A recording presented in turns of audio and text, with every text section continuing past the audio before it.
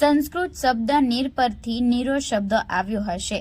નીર એટલે સ્તવ સ્વરૂપ નીચાણ તરફ વહેતું દ્રવ પ્રવાહી નિરૂપણ। ખજૂરી કે નર તાડ વૃક્ષના ફૂલગુચ્છની ડાળીમાંથી ટપકતું એ વૃક્ષોનું પરમ સ્તવ તેજ કે સારભાગ પ્રવાહી છે।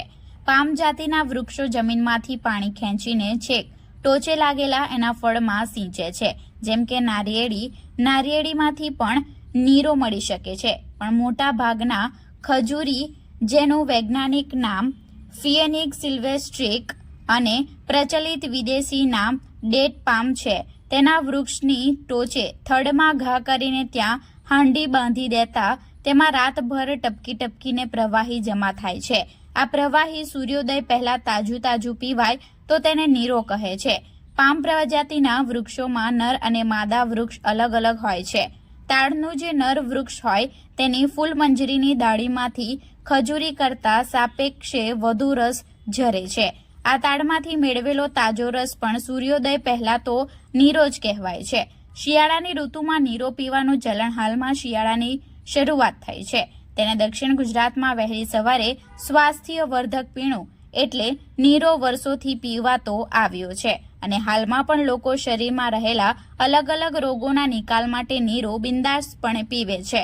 આ પીણું ખાસ કરીને દક્ષિણ ગુજરાત અને મહારાષ્ટ્રમાં મોટા પ્રમાણમાં વેચવામાં આવે છે। આહારશાસ્ત્રમાં નીરાના સ્વાસ્થ્યવર્ધક લાભોનો ઉલ્લેખ કરવામાં આવ્યો છે, પરંતુ આ નીરા ઉદ્યોગ તાડ ગોળ સહકારી મંડળી હેઠળ આવે છે। સમયની સાથે નીરો પાડતા મજૂરો મળવાની સમસ્યાએ માથું ઉચક્યું છે।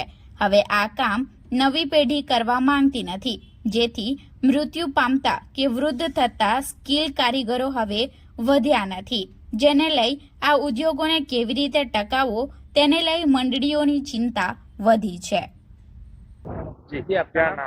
मेरा नाम विजय शुक्ला है, उत्तर प्रदेश से।